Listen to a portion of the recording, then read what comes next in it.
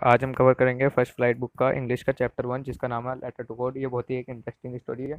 चलो बिना किसी टाइम वेस्ट के स्टार्ट करते हैं वीडियो को। चलो पढ़ते हैं फिर। The house the only one in the entire valley sat on the crest of a low hill. From the height one could see the river and the field of corn dotted with the flowers that always promised a good harvest. The only thing the earth needed was a harvest. uh, Throughout the downpour, at least Lancho, who knew his fields intimately, had done nothing else but see the sky towards the northeast. देखो, जो एक farmer होता है जिसकी field होती है रिपकॉन, और जो उसका घर होता है वो होता है एंटायर वैली पे, पहाड़ों पे सबसे टॉप पे। और वहाँ से उसको अपनी फील्ड भी नज़र आती है और रिवर्स भी। तो जब अच्छा अच्छी बारिश पड़ेगी और अच्छा हार्वेस्ट होगा तो पैसे भी अच्छे आएंगे। तो now we are really going to get some water. Women the women who was preparing supper replied, yes, God willing. The older boys were working in the field while the smaller ones were playing near the house until the woman called to them all, come from dinner. It was during the meal that just है, उसकी जो wife होती है वो खाना तैयार कर रही होती है, और जो उसके बच्चे होते हैं वो फील्ड में काम कर रहे होते हैं, और जो छोटे बच्चे होते हैं वो घर के पास खेल रहे होते हैं। वो थोड़ी देर बाद फिर जब ही उन्हें सबको खाने के लिए बुलाती है। Lencho had predicated big drops और रेन ड्रॉप्स टू फॉल। पहले हम पूरा पैराग्राफ कवर करेंगे, उसके बाद मैं आपको समझाऊंगा। In the northeast, huge mountains of clouds could be seen approaching. The air was fresh and sweet.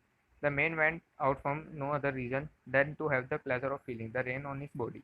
And when he returned, he exclaimed, these are not raindrops falling from the sky. They are coins. The big raindrop 10 cent pieces and the little ones are 5. जब थोड़ी देर बाद ही बारिश पड़ रही होती है, बारिश की मोटी मोटी बूंदें पड़ रही होती हैं, माउंटेन्स की तरफ से क्लाउड आते हुए दिखते हैं और एयर बहुत ही फ्रेश है उस समय और स्वीट है। ठीक है, तो जब वहाँ पे खड़ा रहता है, लेंचो जाता नहीं है खाने खाने के लिए। जब उसके शरीर पर बारिश की मोटी मोटी बूंदें पड़ रही होती है तो वो बहुत ही अच्छा महसूस करता है। फिर वो क्या कहता है कि ये जो स्काई से मोटी मोटी बूंदें पड़ रही हैं ये रेन नहीं है, ये हमारे लिए जो मोटी बूंदें हैं वो बिग ड्रॉप्स जो हैं वो 10, मतलब वो न्यू कॉइन्स कहता है इन्हें, और जो छोटी बूंदें हैं उन्हें कहता 5। तो with a satisfied expression he regarded the field of recon with its flower drive in a curtain of rain. अब जब रेन पड़ गई है तो अच्छी क्रॉप होगी, है ना। तो फिर थोड़ी देर बाद लेकिन but suddenly strong wind began to blow, बहुत ही तेज हवा बहती है। Along with the rain very large hail stone began to flow, जिन्हें ओले कहते हैं, हिल स्टोन्स को कहते हैं ओले, वो थोड़ी देर बाद पड़ने शुरू हो जाते हैं। फिर these truly did resemble new silver coins. The boys exposing themselves to the rain ran out to collect the frozen peel. अब जो बॉयज़ होते हैं वो आते हैं और उसे इकट्ठा कर लेते हैं, उन्हें वो कहते हैं फ्रोजन पेल्स, है ना। It is really getting bad now, अब वो सोचता है कि अब बुरा होगा। Exclaim the man, I hope it passes quickly. वो कहता है ये जल्दी निकले, लेकिन ये जल्दी पास नहीं होता, वो 1 आवर के बाद पास होती है। फिर जब वो देखता है अपनी फील्ड को तो वो बिल्कुल डिस्ट्रॉय हो गई होती है, उस पर एक पत्ती भी नहीं बची होती, मतलब the corn was totally destroyed, the flowers were gone from the plant. Lencho so, Lencho बहुत ही बुरा फील कर रहा होता है अपनी फील्ड के बारे में। व्हेन द स्टॉर्म पास, जब स्टॉर्म पास हो जाता है तो ही flag of lotus would have left more than his, the hail has left nothing, this year we will have no corn. अब हमारी हेल स्टोर ने सब फील्ड बर्बाद कर दिया और इसलिए हमारी अब के नो कॉर्न, मतलब बिल्कुल कॉर्न नहीं होगी। तो the night was sorrowful one, अब रात बहुत ही बुरी बीतती है उनके लिए। वो सोचता रहता है कि अब हम क्या खाएंगे, हमारी कौन मदद करेगा, इस साल हम भूखे रह जाएंगे। तो फिर वो थोड़ी देर बाद सोचता है, बट इन द हार्ट, उसका दिल कहता है कि इंसान से आशा करता है, जो कहता है वो गॉड। तो डोंट ही अपसेट, फिर वो अपसेट नहीं होता। Even throw the seems like a total loss remember no one dies from, फिर जितना भी टोटल लॉस हुआ है वो सब भरपाई कर देंगे भगवान, और हम भूख से नहीं मरेंगे। तो दैट वर्ड दे से, वो कहता है no one does hope hunger. All through the night Lencho thought only his one hope, वह एक ही आशा लगा रहता है कि भगवान मेरी मदद जरूर करेंगे। वो सब कुछ देख रहे हैं, तो वो सब कुछ देख रहे हैं कि मैं कैसे ओक्स की तरह, बैल की तरह फील्ड में काम करता हूँ अपनी, लेकिन हेल स्टोन ने सब वो बर्बाद कर दिए। फिर the following Sunday at daybreak he began to write a letter. The help himself would carry to town and place in the mail.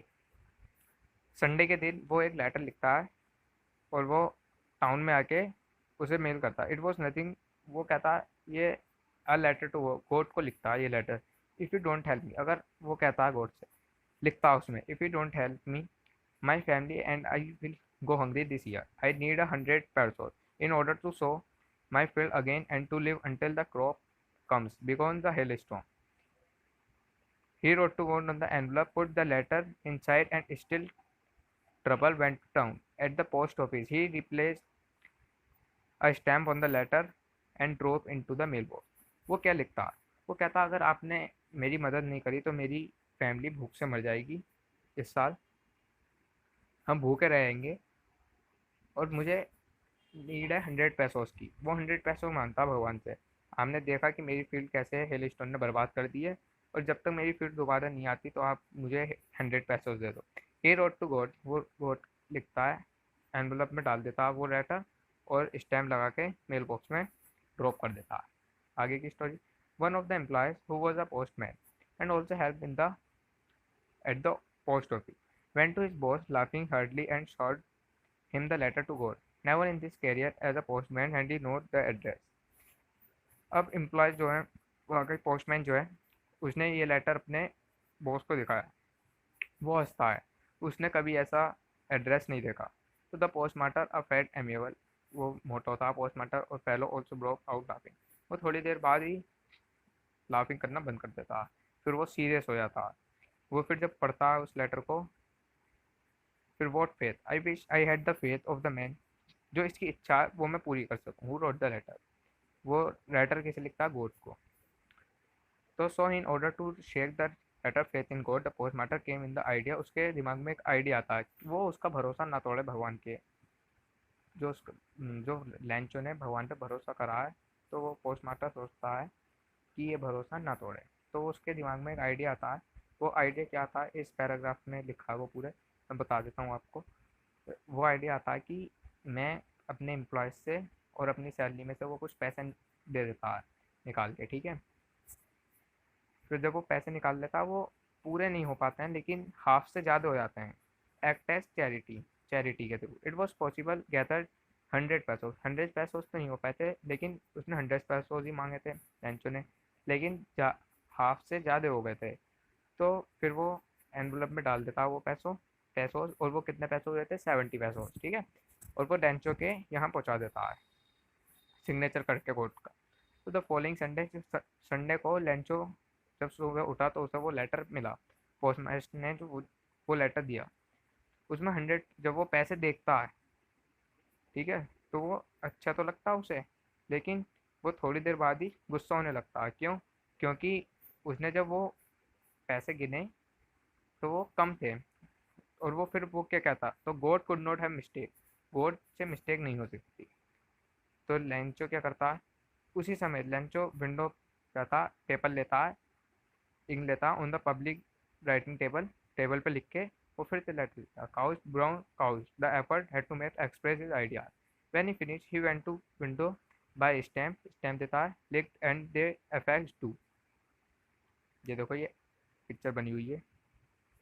The envelope within a blow of his fist. The moment of letter fell into the mailbox, the postmaster went to open it. It said, "God of the money I asked for only 70 pesos."